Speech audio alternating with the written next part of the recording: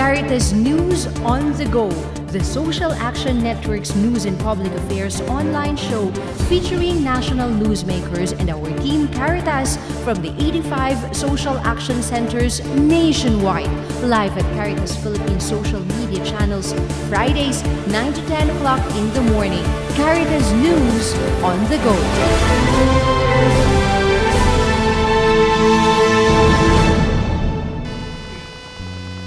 Isang napakagandang umaga po sa inyong lahat. Welcome dito sa ating programa. Ako po si Engr Henderson and this is Caritas News on the Go. We are very happy and very blessed that sa ngayon po nagkakaroon tayo ng executive course para sa ating mga Social Action Center directors and their leadership, kumbaga yung mga nasa leadership staff ng mga social action centers natin sa buong Pilipinas.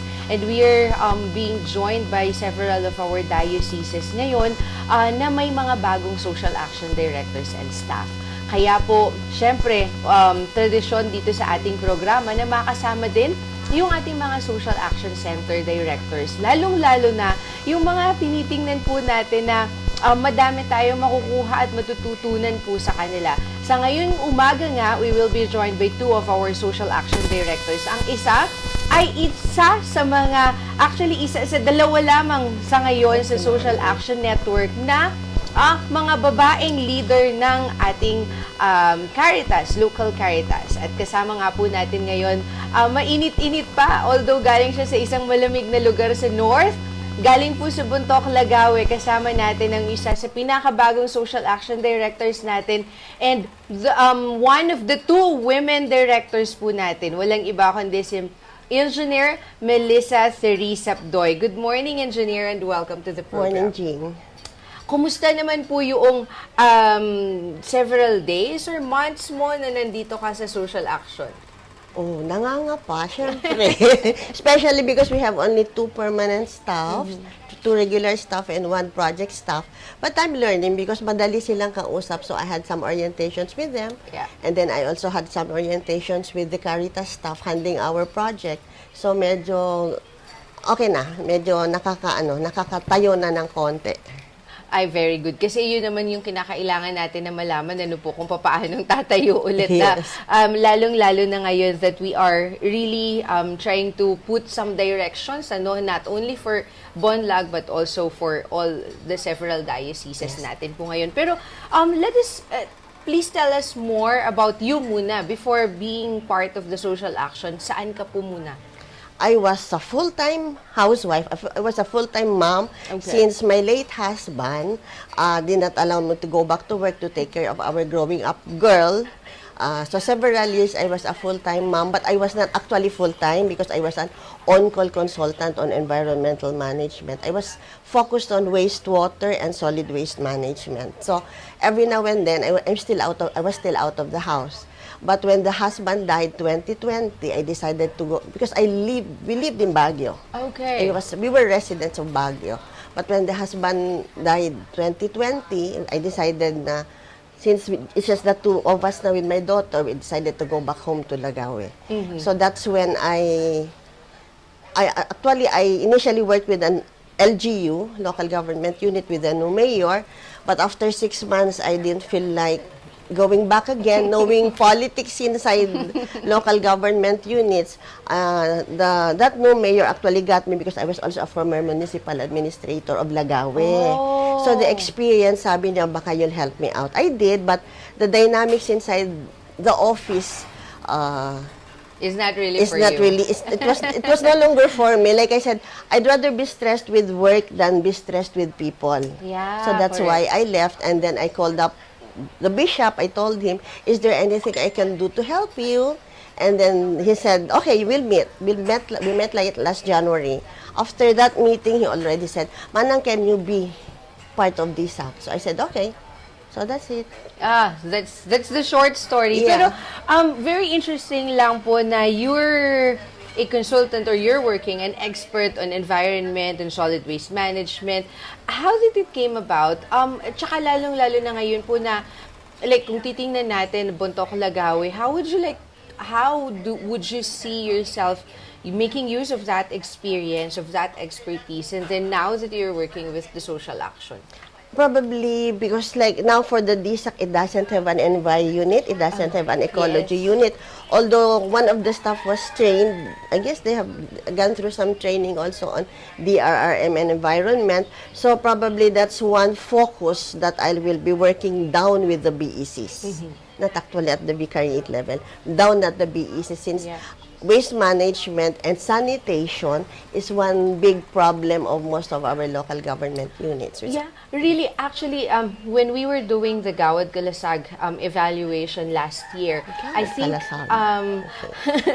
I think isa yun sa mga nakita po namin na parang we really needed to do something about it, because part of the problems that most of the LGUs have been pinpointing to is yung solid waste management. Ano po? Pero Buntok Lagawe, it's like in the mountains. Bakit may problema tayo sa solid basura. waste? Yeah. Tinatapon ng basura sa tabing ilog. Oh. Because You don't have anything to dump or to it's more difficult to look for landfill areas up in the mountains. Okay. Most of the LGUs are having problems because they try, diba? They do the segregation, they do composting, but these residuals, they don't know where to place them. Actually, like in Ifugao, we have one landfill. Okay. And I don't know if the landfill in Lamut has been developed already, but in Alfonso Lista, they have one landfill. And Banawe, Mayuyaw, Hingyon bring their solid waste there. Oh. Because they do not have any area within their municipalities for a landfill site. Pero that's why mas importante ngayon for us to look for other alternatives than doing landfills, Yes. diba? Even the law, our national government is also making sure na wala nang landfill sana. Actually, that's one problem because we have the waste to energy thing, di ba? Yes. But up until now, we don't have any sample in the country. Yeah. And it's because our policies also with DNR has not been, how do you call it? Changed. So we still do not allow incinerators. We still do. So waste to energy is some kind of incinerator, although it's more environmentally friendly because the combustion, how do you call it? It's more 99.999%. So, kukunti na lang yung air pollution na magiging problema sana natin. Okay. So, ano lang, very quick lang po. Kasi we have partners like, for example, Eco Waste Coalition, and then several others who are really against the waste to energy law or bill. Ano po? And then here you are saying that it can be done or it can solve the problem. If we allow cement factories who are also actually generating air emissions, di ba? Okay. If you look at waste energy facilities, kasi the emissions would be as good as cement factories. Now, Holcim actually is taking in solid waste, some specific solid waste, as part of their fuel. Okay. So, if we allow Holcim to do that, why won't we have a waste to energy facility? Kasi Holcim actually has this program of bringing in yung mga talagang rubber, textiles, those things. Basta pumasa siya sa standards nila, they bring it in as part of their fuel. So if we allow the cement factories to do that, di pareho din sana sa basura. Kasi basura din naman yung ginagamit ng Holcim.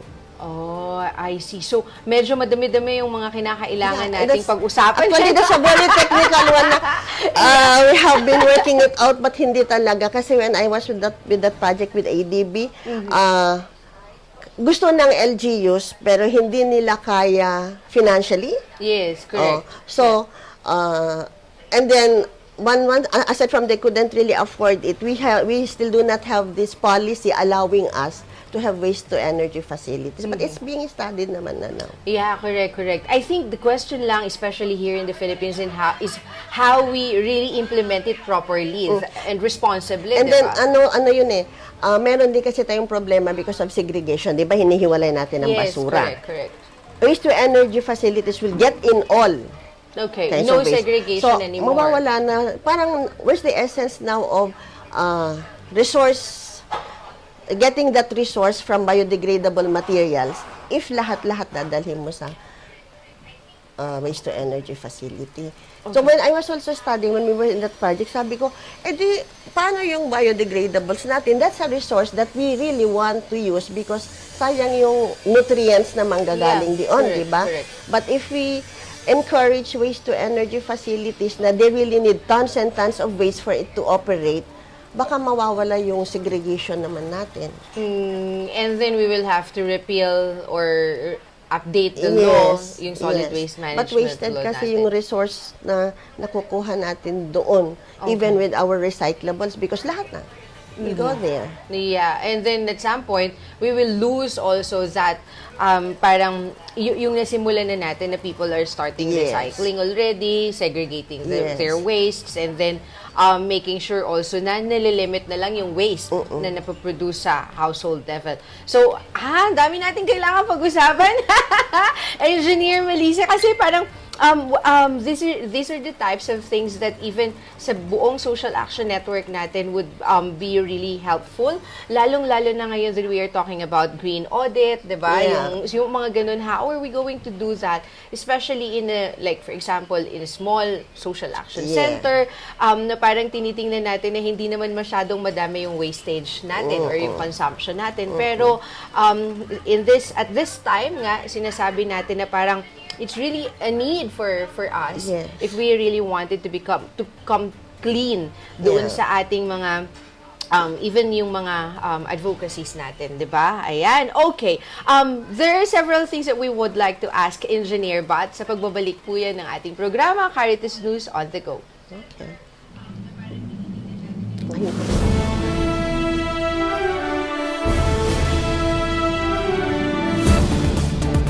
Caritas News on the Go, the Social Action Network's news and public affairs online show featuring national newsmakers and our team Caritas from the 85 social action centers nationwide. Live at Caritas Philippines social media channels, Fridays 9 to 10 o'clock in the morning. Caritas News on the Go.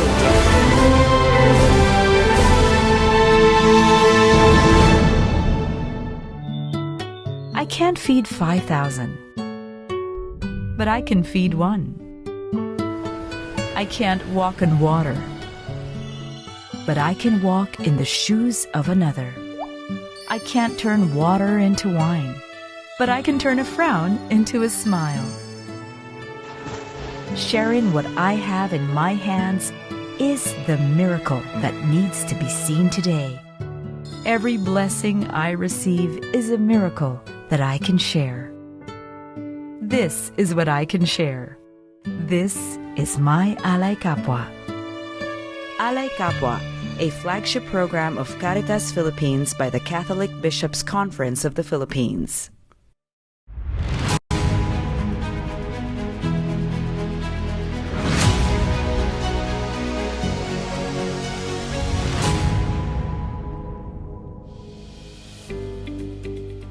Kumusta na kayo? I'll take this opportunity na magpasalamat sa inyo sa mga suporta na binahagi ninyo sa ating programang Alay sa Katugunan sa Kalamidad. Itong nakaraang taon, tayo'y nakaranas ng iba't ibang kalamidad tulad ng Bagyong Odette, Agaton, Karding, Paeng, at may kasama pang lindol. At hanggang ngayon nga, patuloy pa rin ang pagbaha sa iba't ibang parte ng ating bansa.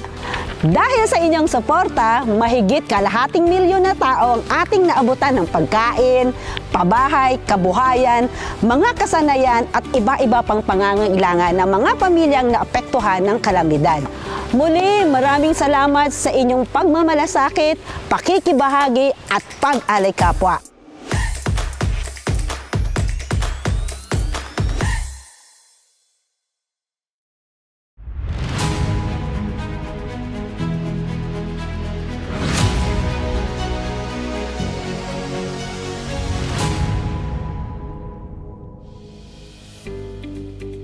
Maraming salamat po sa mahigit 60 milyong pisong donasyon for 2022. Upang mas lalong mapagsilbihan ang ating mga kababayan, Caritas Philippines continues to improve our financial management policies and standards. Sa ating pagiging masinop, umabot tayo ng mahigit 3 milyong Pilipino na naabutan ng ating tulong na kanilang magagamit sa kanilang pagbangon at pagpapatibay ng kanilang mga pamilya at komunidad. Ako po si Eden Rosbacay Solarte ng Team Caritas Philippines. Inaanyayahan po namin kayo na patuloy na magmalasakit, magbahagi at mag-alay kapwa.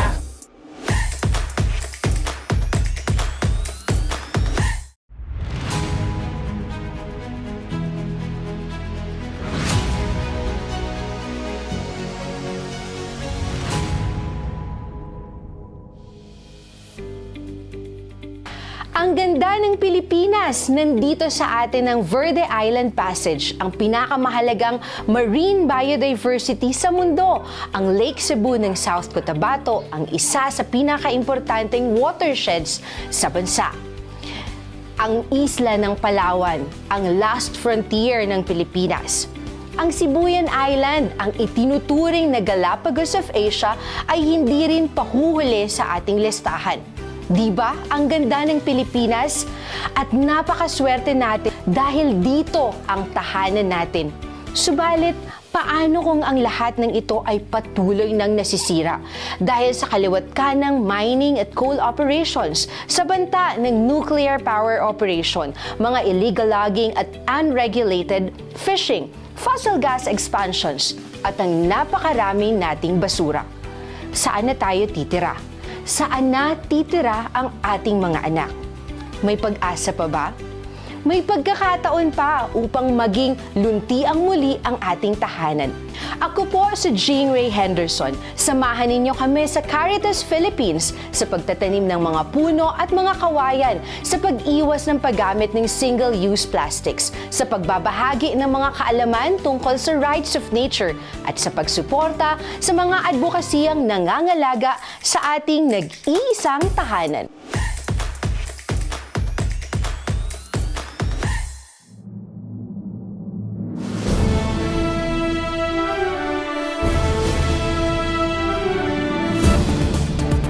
Caritas News on the Go, the Social Action Network's news and public affairs online show featuring national newsmakers and our team Caritas from the 85 social action centers nationwide.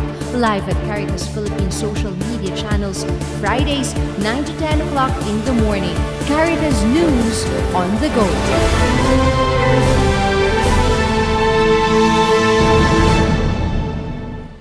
And we are back. Ito po din po ang ating programa, Caritas News on the Go. And we are joined live dito po sa ating studio sa Tagaytay by our guest, Engineer Melisa Sapnoy. Dahil kanina pinag-uusapan natin tungkol sa ecology, which is very interesting, especially now that this is like the first time I think that we are hearing another theory, school of thought, tungkol po sa waste to energy bill na pinag-uusapan natin with our several partners, and then maybe later on we'll have something for you na po pwede din natin pag-usapan para mas maintindihan natin why we needed to do those things, and then why these positions are there, at para pagkatapos din po ay we would be able to really have an informed decision after all. Pero balikan natin si Engineer Melisa, and then we would like to be talking about kumusta naman ngayon. So, you're with the social action already, and then, ano yung first parang priorities mo as a new social action director for Bontoc, Lagawe? One is I want to look at the structure first. Okay. Para working and functioning. Talaga yung structure. Yung aming board of trustees, we have, because we are SEC registered, but Yeah. I guess they're not functioning. They were just there for our SEC registration because we work directly with the bishop. I never heard pa somebody reporting at least to the policy-making body of the body, because that's SEC registered, so the policy-making body should be the board of trustees. Also, although the bishop is the chair. Yeah. So and that's what I like to talk with the bishop, if we could have a functioning one, just so we could engage our priests. Yeah. Kasi most of them, some of the priests are in the BOT. And then another one is I want to engage our clergy sa SAC because parang they are kind of indifferent ba? Or that one. Or maybe because it was not explained to them what is really social action. It's very clear with the bishop because he was the director of our SADC before. Yes. So he knows it. But I don't know how far are our clergy really are engaged into social action. Because those who were engaged in social action are no longer there. Oh. We had one priest, kanya lang he left, he married. So, yung mga ganun na tipo. So, I just want to, I don't know how am I going to engage them, but one strategy, which is also one thing that I want to address is to engage our parishes and our BECs. May kasalanan po ako sa bishop ko, although hindi ko pa nako-confess sa kanya. Because when he invited me, I was also invited by the parish to head the ministry on social concerns. Oh. So, I told the bishop I was invited by the parish priest to head them. Tapos sabi niya, you withdraw. But I did not. Yun po yung kasalanan ko.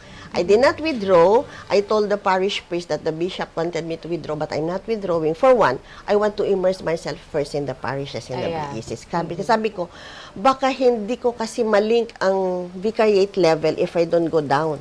Yes, so, correct. even with one parish, at least I will know You know, muna. yes, And yes. I really found it out. Our social concerns ministries are not functioning at the parish level. Oh. Down to the BEC level. Ang ano na nagtanong ako because we visited one BEC. Ang alam lang nila sa social concerns is election, Yes. electoral Correct. education, voters education. Another one is visiting the sick. Okay. And that is it.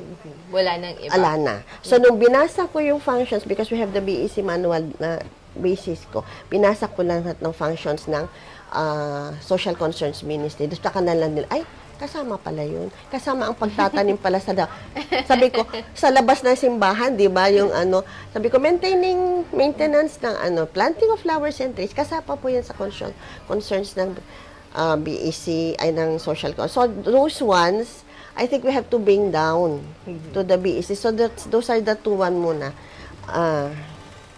Engaging our clergy and engaging the BECs. But, one strategy I was looking at sa clergy is to report to them when they do their district meetings. Yes.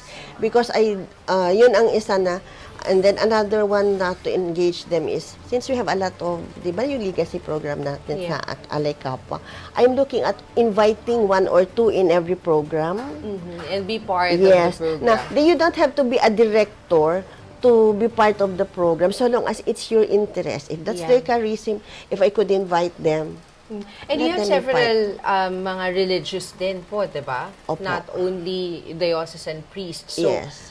maigi talaga na parang parang sina Father Michael Selepa na kung ano yung charism nung kanilang mga You just congregations. invite them, get you them to just- be part of it. Yeah, and then we wanted also na magkaroon ng parang mas mataas na sense of ownership yung ating Yes. mga pare because really sa kanila na, I mean the mandate firstly came from them or should be with them. Yeah. Kasi nung una sabi ko, if you bring in a lay person sa DISAC, Yeah. baka lalo silang magiging distant to social Yes. action. True. So, I was looking at the program, sa legacy program, sabi ko, pwede naman. Kasi like we have a priest who's taking up law. Can I place him dito sa peace and yes. yung mga good governance and all? Correct. Although unfortunately, when I invited him for the for that basic human rights seminar, he has classes daw. Sabi ko, it's okay. I'll look for another priest muna. But then at least I know na he's interested in Yes, that one. correct. So mga ganun na,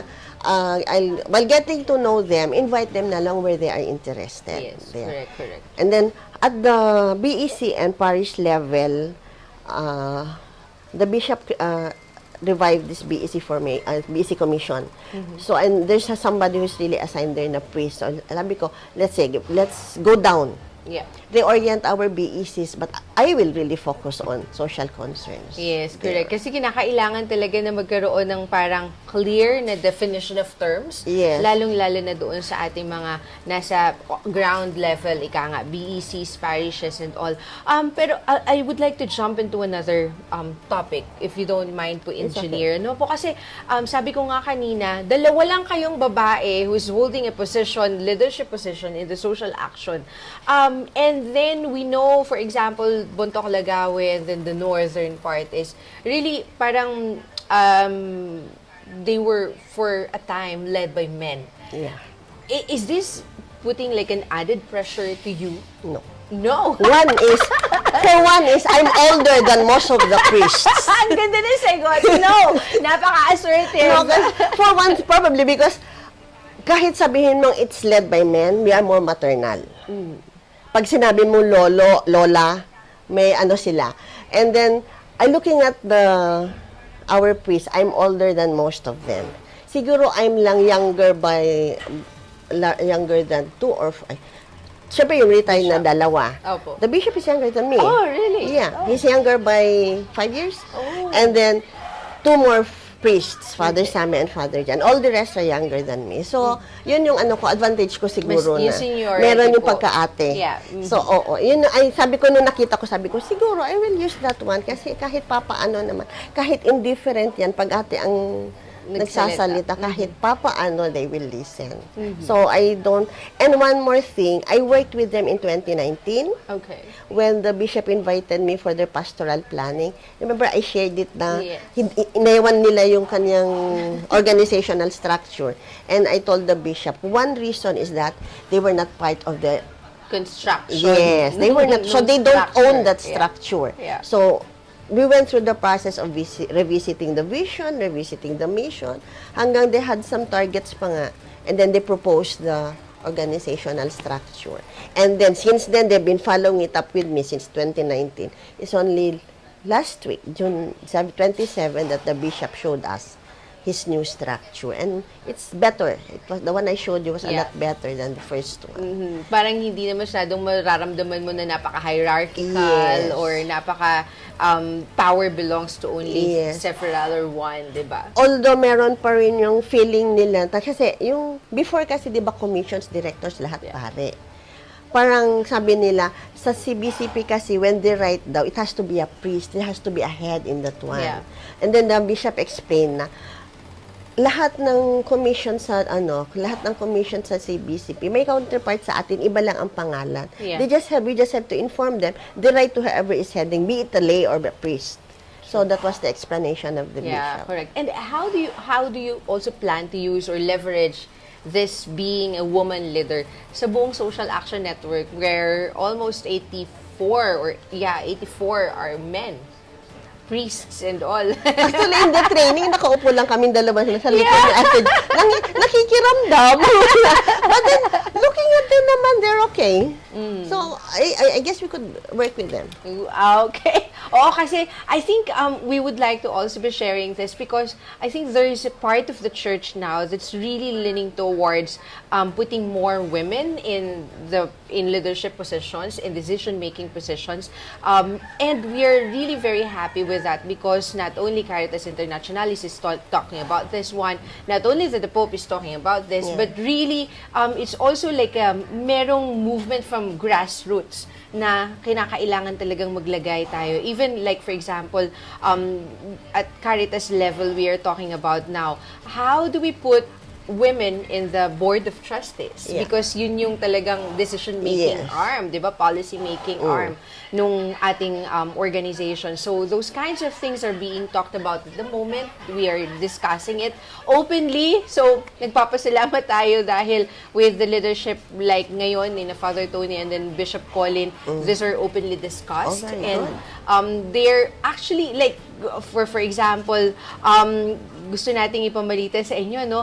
I think Caritas Philippines is the only organization, if I'm not mistaken, in the Philippines or we are just 1, 2, or 3 organizations in the Philippines na merong menstrual leave na ibinibigay 2 days menstrual leave every nice month one. for women employees. So, and it's not even part of we don't have any law Not in the about it, labor law. diba? So, yun, yung mga ganong usapin na talagang we are really, really very happy That's that very we are gender taking... sensitive. Yes! Ngayon, actually, it's only here that I learned there's such thing as menstrual leave. Yes, correct. There's maternal leave, there's but not. Yeah. Yes, Oh, that's correct. very Opo. nice. So, yung mga ganitong bagay are really step forward, big steps forward, I think, para doon sa mas napagkilala pa sa mga kakayahan at pwedeng i-contribute ng ating mga kababaihan sa mga ginagawa ng simbahan. So, yun. Kaya, Engineer, we would like to say thank you to you first, but we would like to say also that we will be inviting you over to our, not only to Caritas News on the Go, but to several other programs Yes, that we will ma'am. be having at the Social Action Network. So maraming salamat po sa inyo. And Ito, congratulations for being Thank here, you. for being the Social Action Director of Bontoc, Lagawe. Nakasama po natin Engineer Melisa Sapnoy, kasama po natin sa Social Action Center sa Apostolic Vicariate of Bontoc, Lagawe. Mamaya sa pagbabalik natin, makakasama naman natin isa sa mga social action centers din natin na medyo bata pa, medyo bago pa din sa Social Action Center with his 4 years experience, si Father Alex Cola ng Caritas Cebu. Cebu. Magbabalik po ang Caritas News on the Go.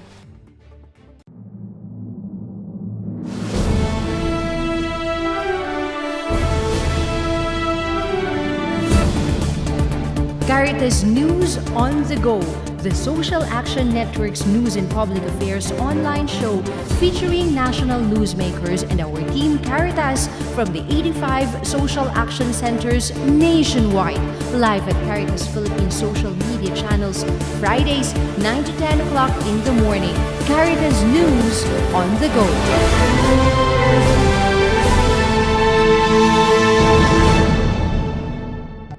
Bilang isang ama, wala akong ibang hiling kundi makita na malusog at masaya ang aking mga anak. Gusto ko, maabot nila ang kanilang mga pangarap. Alam kong ito rin ang nararamdaman ng bawat magulang. Maraming magulang ang hindi masuportahan ang pag-aral at pang-araw-araw na pangangailangan ng kanilang pamilya dahil sa karamdaman o dahil sa kawalan ng oportunidad. May magagawa tayo para tulungan sila.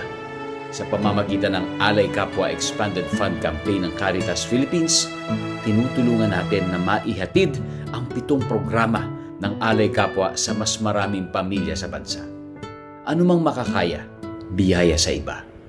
Ito ang ating Alay Kapwa.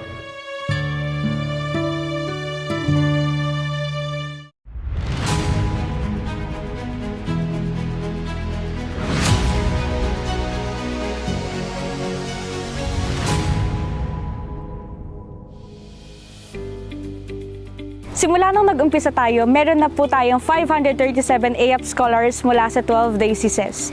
Sa Luzon, meron tayo sa Bontoc, Lagawe, Ilagan, Infanta, Libmanan at Tarlac. Sa Visayas, meron tayo sa Capiz at Dumaguete. At sa Mindanao, meron tayo sa Cotabato, Isabela de Basilan, Kidapawan, Marawi at Hulo. Ako si Bernadette Biagta ng Team Caritas Philippines, nagpapasalamat at muling umaasa sa inyong suporta para sa kinabukasan nila, ng kanilang pamilya at ng ating bansa. Sa inyo ihahandog na kagandahang loob, ang pangarap nila ay maipagkakaloob. Kaya patuloy na magmalasakit, magbahagi at mag-alay kapwa.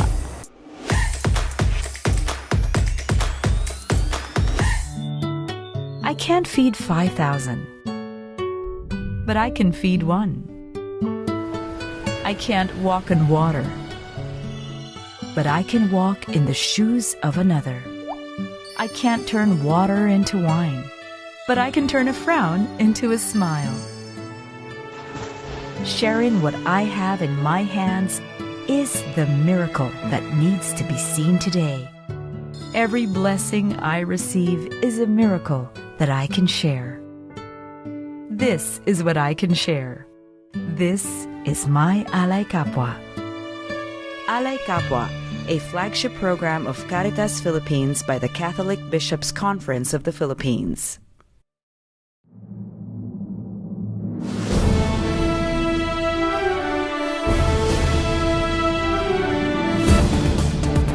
Caritas News on the Go, the Social Action Network's news and public affairs online show featuring national newsmakers and our team Caritas from the 85 social action centers nationwide. Live at Caritas Philippines social media channels, Fridays 9 to 10 o'clock in the morning. Caritas News on the Go.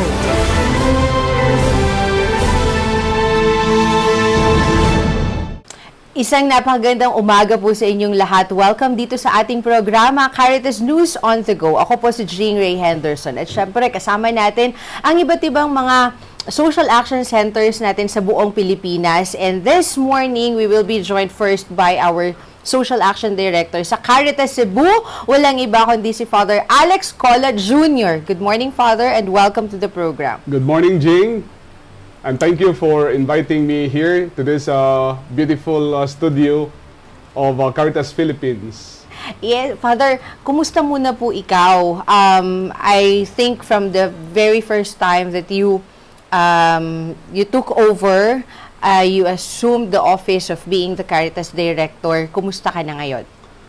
After 4 years of being the Social Action Director of Cebu Caritas, actually, hindi madali.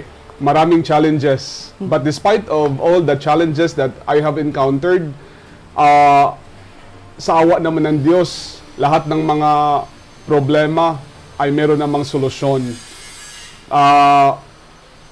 Meron talaga tayong yung paniniwala ba na hindi tayo pababayaan. God will never abandon us whatever problems and trials that we encounter right now. And also in our ministry.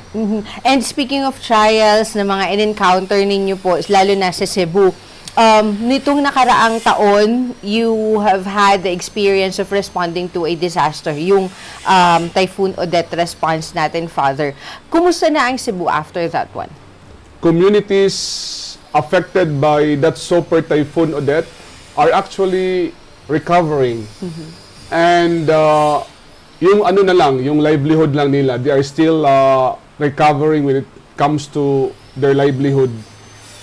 Pero yung mga marami na sa kanilang mga bahay, wala na, naka-recover na. And namigay din tayo ng mga bahay, Father. So, kumusta din po yun? Yes, actually, we are grateful to Caritas Philippines because meron tayong 135 houses given by Caritas Internationales through Caritas Philippines. And 100 of those houses nandoon sa relocation site natin, and 35 of those on-site. And we're so grateful kasi 135 families yung yung natulungan natin. And also, hindi lang sa Bulhoon area that we built 135 houses, meron pang isang area na meron tayong 65 houses doon sa Argao. So all in all, we have built 200 houses for the Odette-affected families. And ano yung mga new programs naman po ngayon ng Caritas Cebu? Tapos, with those new programs, ano yung mga nakikita po ninyo na key accomplishments na nagawa ng Caritas Cebu in the last 4 years? The key accomplishment of Cebu Caritas is actually yung we cascaded the programs for humanitarian, developmental, and justice and peace to the parishes. Yun yung, ngayon, meron na tayong 120 parishes na meron na silang parish caritases. Wow! So, that's actually an achievement for Cebu Caritas. And we thank Archbishop Jose Espalma, the Archbishop of Cebu, for issuing a decree for all the parishes para bang ginawa nating in-institutionalize natin yung mga programs ng Cebu Caritas doon sa mga parokya. Okay. Oh, tapos itong pag-i-institutionalize ninyo, Father, papaano, kasi many of our social action centers are asking also, meron bang formula, meron bang step-by-step na po pwede nilang matutunan sa inyo in terms of establishing the parish social action centers? Actually, yung ginawa namin, we go by districts and even by vicariates and also by parish. Yung ginawa namin, talagang it takes a lot of efforts to establish parish caritas. Kasi unang-una,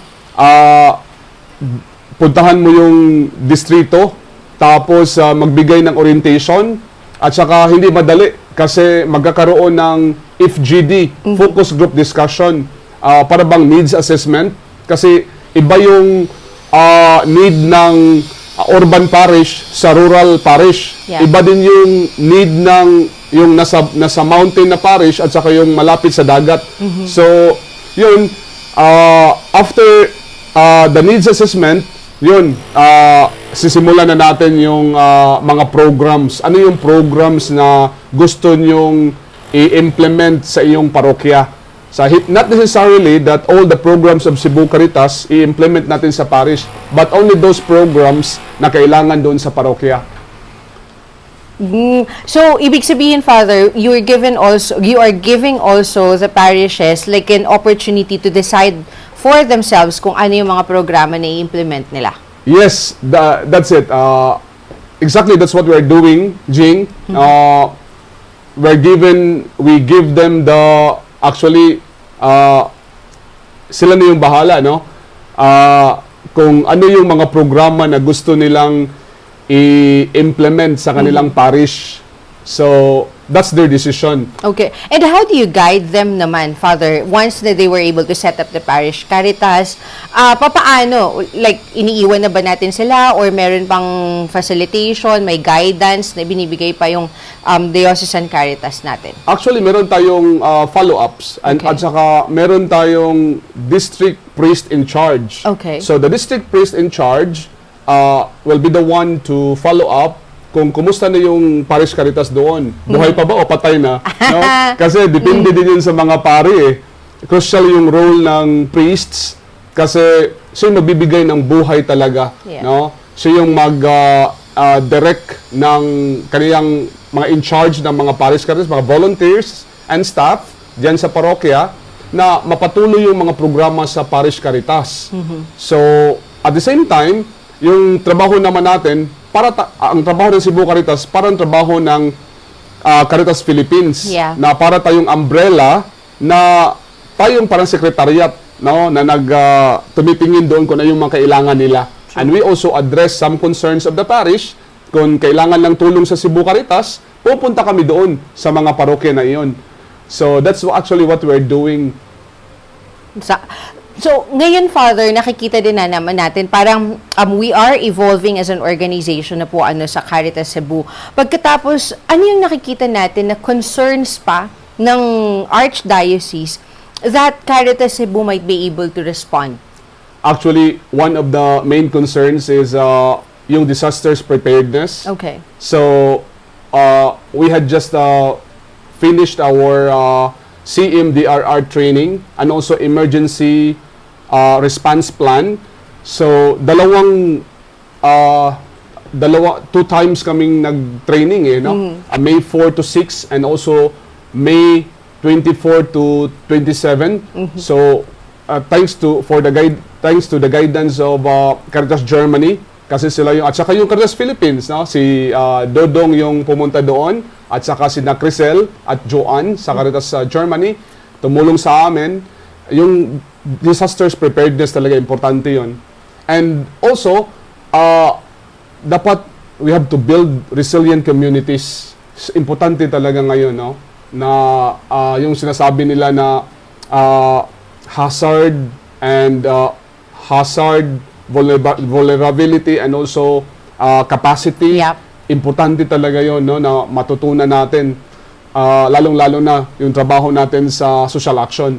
Then, aside from that, yung natin, programa sa Justice and Peace, lalong-lalo sa grassroots level. So right now, meron tayong online forum na tinatawag na Gugma og Hustisya, no, by Justice Gabi Ingles. So yung mga lawyers natin, volunteers sa Cebu Caritas, sina Attorney Jane Paredes, sina Justice Gabi Ingles, sina Attorney Fe Ortiz, sina Attorney Glenn Capanas, and Attorney Danray Cabatania. Sila yung nagbigay buhay sa Justice and Peace program natin. And also, meron din tayong online forum sa Gugma o Kamatuoran. So, Actually, maganda yung mga programs niya, no? Marami tayong matutunan. At lalong-lalo na, yung ano natin ngayon is, focus is yung livelihood opportunities at the grassroots level. So, nagbibigay tayo ng mga opportunity sa mga farmers. Actually, 42 parishes yung tinulungan natin na mayroong 30 farmers per parish. And also, meron tayong bangka sa gugma. Thanks to Caritas, Italian Bishops Italiana. Conference, Yeah. Italian Bishops Conference, and also Archdiocese of Toronto. Kasi sila yung nagbigay ng bangka sa gugma, motorized bangka, sa 150 fisher folks sa 15 parishes. Wow. So, napakarami, Father, ng mga ginagawa ninyo ngayon, ano po. At saka napakarami ng accomplishments. So, and that's what we are most proud of doon sa sinasabi ninyo nung una tayo nagkita na you know nothing about parang papaanong aayusin yung Caritas Cebu, papaanong sisimulan mo yung inyong leadership, pero look at you now, di ba? Nakakatuwa dahil ang daming mga accomplishments na nangyayari. So, ano yung mga, sa ngayon, Father, you're with Caritas Philippines Academy para dun sa ating Social Action Center Management Course. Ano po? Ano yung iyong mensahe, inspiring words, ika nga, para naman dun sa mga napaka-bagong-bago pa talaga ng mga DSAC directors natin? Actually, we need Caritas Philippines, lalong-lalo na sa academy, na marami tayong matutunan how to run DSAC, Diocesan Social Action Centers. Hindi madali kasi we need the skills and the techniques na that Caritas Philippines provided us. No, itong training na ito, kaya I attended this training kasi nakita ko importante. Hindi pwedeng wido-wido lang, no? Yung pagpapatakbo natin sa social action centers. So, kailangan talaga ng guidance ng Caritas Philippines. And I'm so grateful to Caritas Philippines for this kind of program, this academy. Kasi ako, si Father John Baran, yung program director natin, yung accounting in charge natin, yung sa finance, si Ann Bernadette Cabigon, yung program coordinators natin, Percy and Kenrick. Actually, nandito sila, no? Pinasama natin sa training na ito so that we'll be equipped. Iba talaga yung alam natin kung ano yung ginagawa natin. Hindi sapat na nandyan yung passion. Dapat we should have the skills, the training, no? The techniques. Importante talaga yon in running, in managing a DSAC. Yay! At saka, syempre, dun sa ating mga bagong diocesan social action centers na nandito ngayon sa Caritas Philippines Academy, aside doon. So, welcome. Gusto din natin talagang sabihin na hindi, pareho nung binabanggit ni Monsignor also sa atin palagi, hindi pagkakamali or luck na nandito at na you were appointed by your bishops to head the social action ministry. Ito ay talagang sabi nga natin, pinagkakaloob ng Diyos at saka ang lahat ng bawat isa ay regalo para sa ministry at para sa mga communities na pinaglilingkuran natin. So, Father Alex, maraming salamat po sa iyo sa pagkakataon na ito at sa oras na ibinigay mo na makasama ka namin dito sa Caritas News on the Go. Thank you very much po. Thank you very much, Jing. At syempre pa, magbabalik po ang ating programa makalipas lang ang ilang paalala.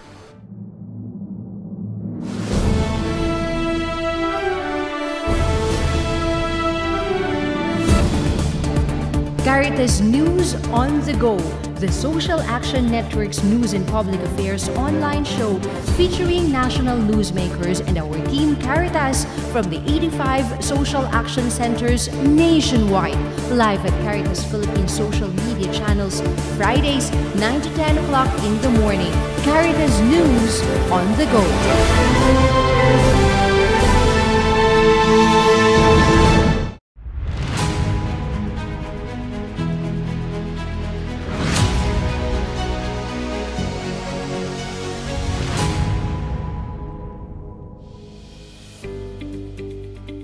family farming project is co-implemented by Caritas Philippines, Caritas Iba in Zambales, Caritas Borongan in Eastern Samar, and Caritas Calbayog in Samar. This year, we reached 700 farming families, including 108 Aita families. The project helps these families gain access to natural farming technologies, markets, and public and private support, improving their consciousness and technical capacities to address the persisting gap between the abundance of natural resources and widespread poverty in all three dioceses. I am Charlene Fernandico from Team Caritas Philippines. We invite you to support our food security and livelihoods initiatives through Alay Kapwa.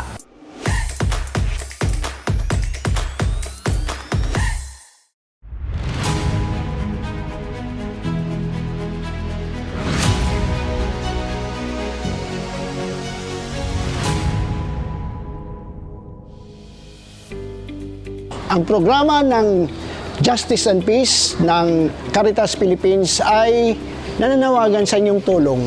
Kasi itong nangyayari sa ating lipunan, kung magpapatuloy, wala talagang tunay na kaunlaran dahil laganap ang excessive economic, social, cultural imbalances. Kaya nananawagan po kami sa inyo upang maabot natin ang mga ating mga mamayan, lalo-lalo na doon sa liblib na mga lugar, sa ating laylayan, sa ating lipunan. Gusto natin sila ay maabot upang mabago ang kanilang pagtingin at sila ay maengganyo to strengthen their moral and social responsibility upang sila makatulong sa ating pagbabago. Ako si Idil Guyano mula sa Team Caritas Philippines. Naway tuloy-tuloy ang inyong tulong upang magampanan namin ang aming layunin. Salamat at mabuhay kayo!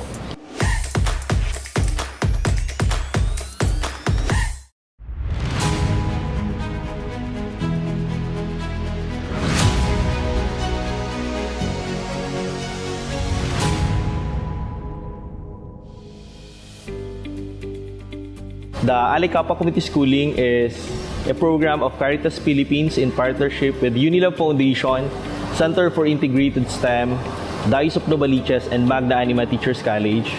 Our main goal is to provide education, employment, and skills trainings to our out-of-school youth. We aim to give them a better future with this program.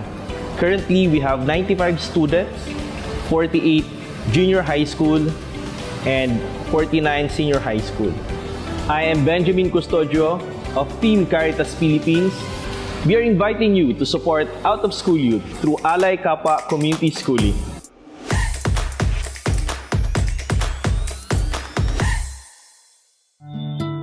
I can't feed 5,000, but I can feed one.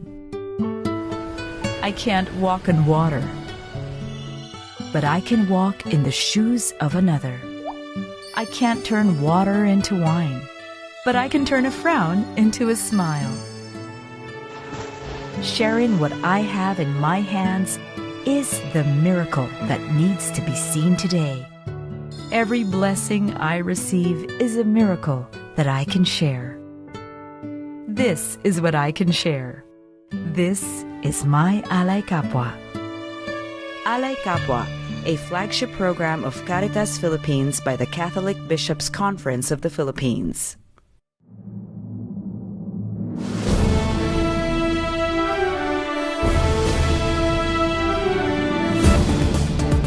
Caritas News on the Go, the Social Action Network's news and public affairs online show featuring national newsmakers and our team Caritas from the 85 social action centers nationwide. Live at Caritas Philippines social media channels, Fridays 9 to 10 o'clock in the morning. Caritas News on the Go.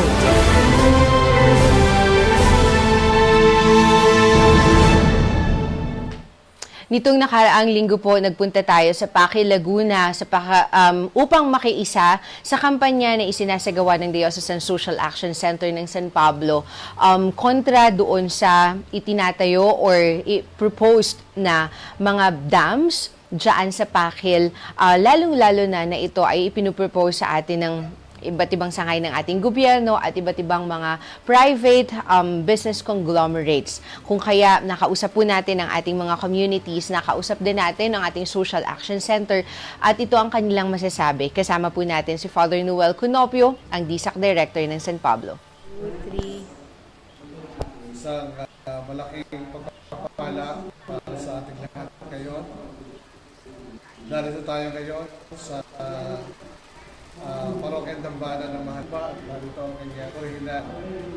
At sa amin, mahalaga ang aming pakikisangkot dito sa pagtutol sa sasagawa ng dam, ang ahunang dam at pagtataguyod ng kalikasan sapagkat sa amin ang mahal na Birheng Turumba ang isa sa mga kinikilala naming patrona sa buong diocese na ang devosyong ito sa mahal na Birhen ng Turumba ay hindi lamang sa kanyang larawan o imahen kundi maging sa inang bayan ng Pakil, maging sa inang kalikasan ng Pakil. At pagkalikasan, buhay, ang buhay ng mamamayan ng mga taga-Pakil, kung saan ay sila ang mga anak ng mahal na Birhen ng Turumba at kami naman bilang mga anak din ng mahal na Birhen sa diocese ay aming tinataguyod ang aming debosyon sa aming mahal na Birhen ng Turumba. At ang mahal na Birhen ay gumala sa buong diocese sa lahat ng parokya. Kaya naman ang pagtataguyod namin sa mahal na Birhen ay pagtataguyod sa bayan ng Pakil kung saan ito ang kanyang dambana, ito ang kanyang tahanan, ito ang kanyang lugar na kung saan ay doon nagsimula ang aming debosyon. Kaya mahal namin ang kalikasang ito, ang mga tao, ang mga taga-Pakil, ang likas na yaman.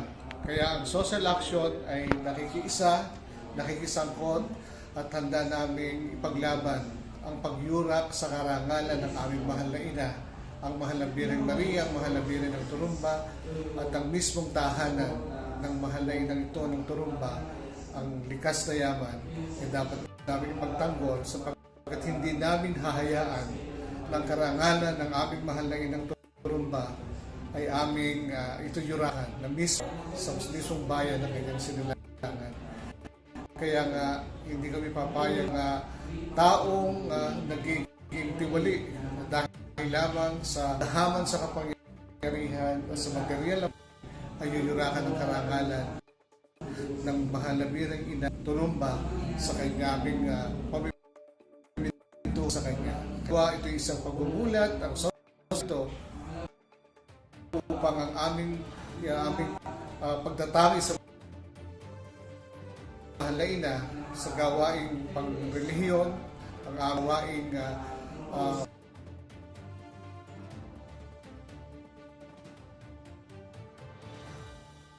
pamimintuho ay may kaugnayan sa aming pagkapatotoo sa pakipaglaban at pagtataguyod ng kalikasan. Kaya, yes to kulandam.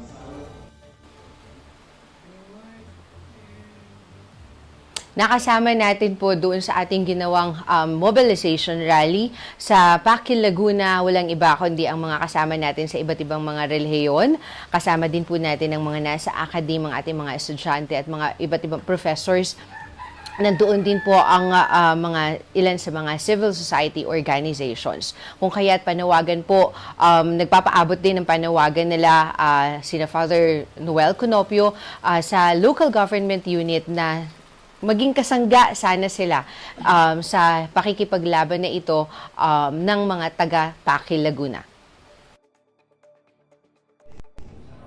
Sa ngalan po ng Diocese ng San Pablo at ang aming mahal na obispo, buong kaparian at mananampalataya, Katoliko at gayon din ng parokya ng San Pedro de Alcantara, kami nananawagan sa aming mga opisyalis ng aming pamahalaan ng bayan ng Pakil, ang sanggunian, ang barangay at ang aming pamahalaan na isipin ang karangalan ng ating inang mahal na Birhen ng Turumba, ang bayan ng Pakil. Ito ay kinikilala natin bilang isa sa mga pundasyon at sandigan ng ating pananampalataya. So, lahat nagpupunta rito. Isipin na lang yung mga taga Quezon, no, na laging sa tuwing merong lupi, no, at sa tuwing merong mga pagtuturumba, no, yung ating festivals. Ito yung pinaglalaban natin dito, yung ating relihiyon, yung ating pananampalataya.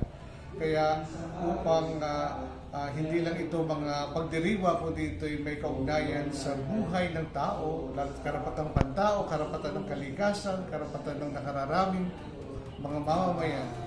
Ako'y nananawagan sa inyo, hindi hahayaan natin luluha ang ina dahil sa kanyang nakikitang magiging kahirapan sa ang pagyurak ng kalikasan, ang magiging kalamidad na mangyayari sa bayan ito.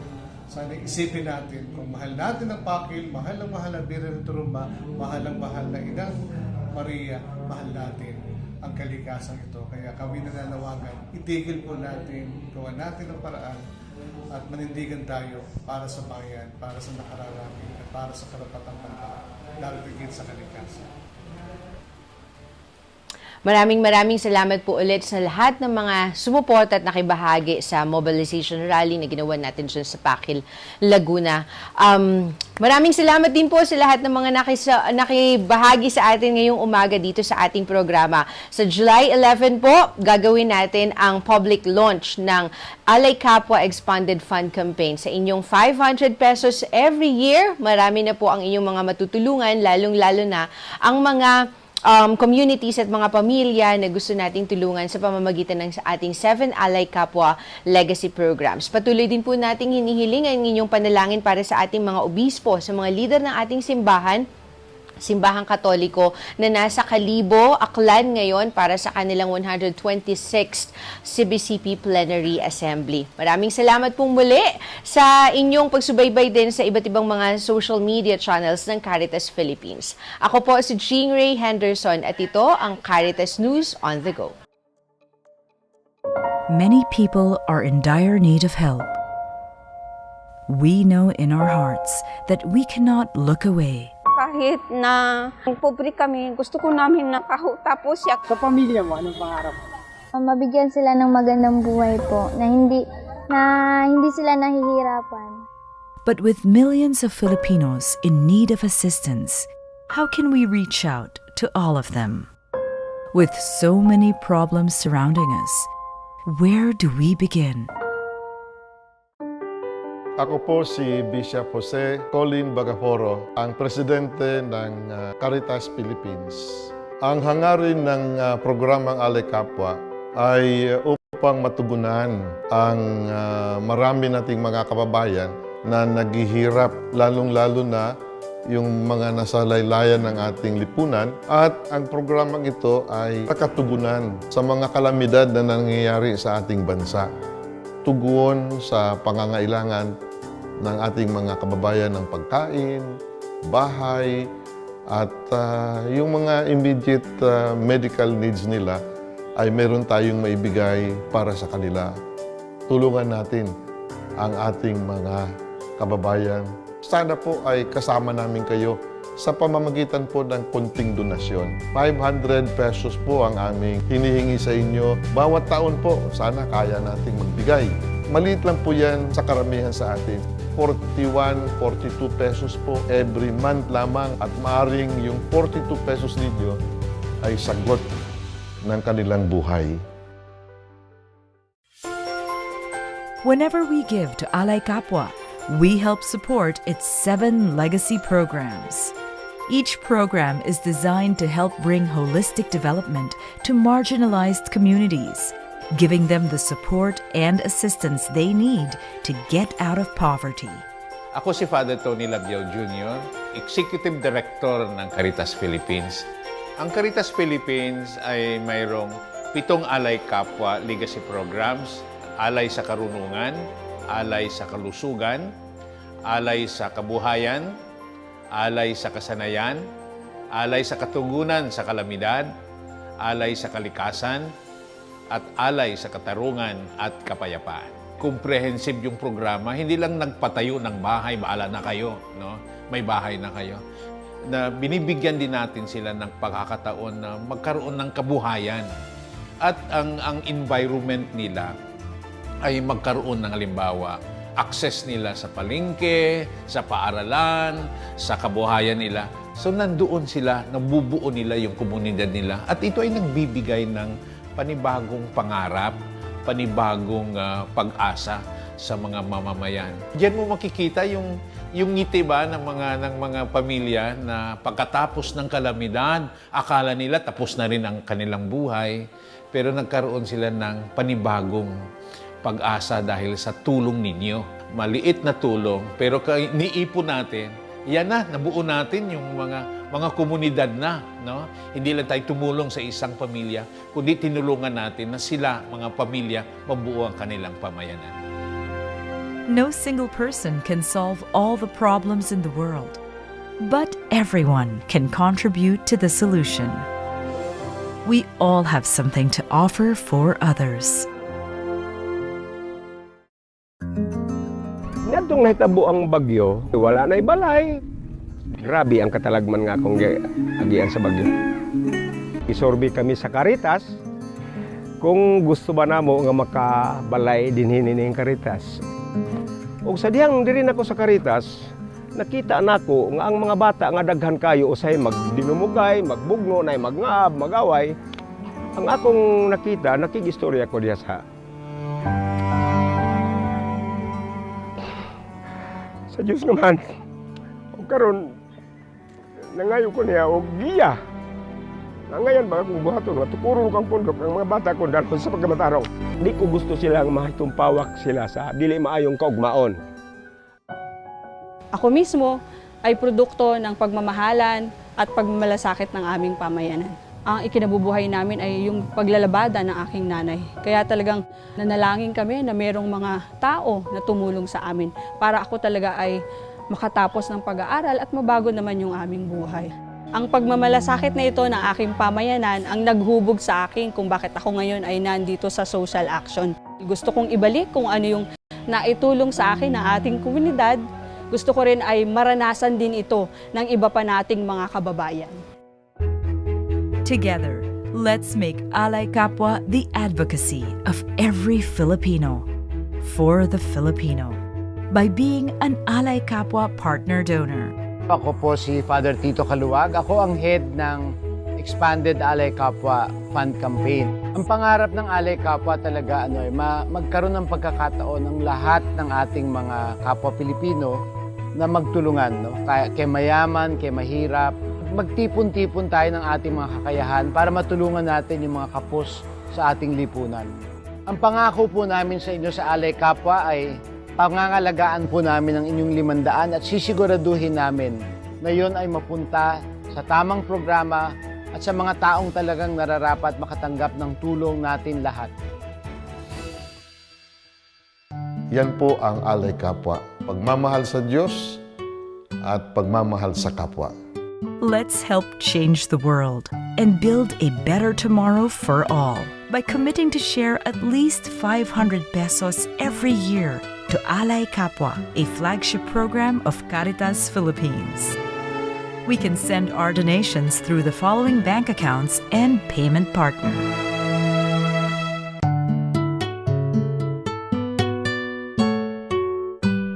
This is what I can share. This is my Alay Kapwa.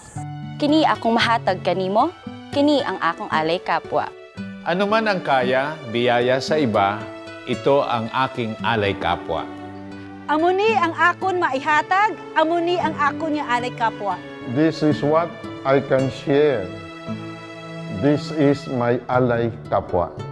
This is our advocacy. This is what we can share. This is our Alay Kapwa. Alay Kapwa, a flagship program of Caritas Philippines.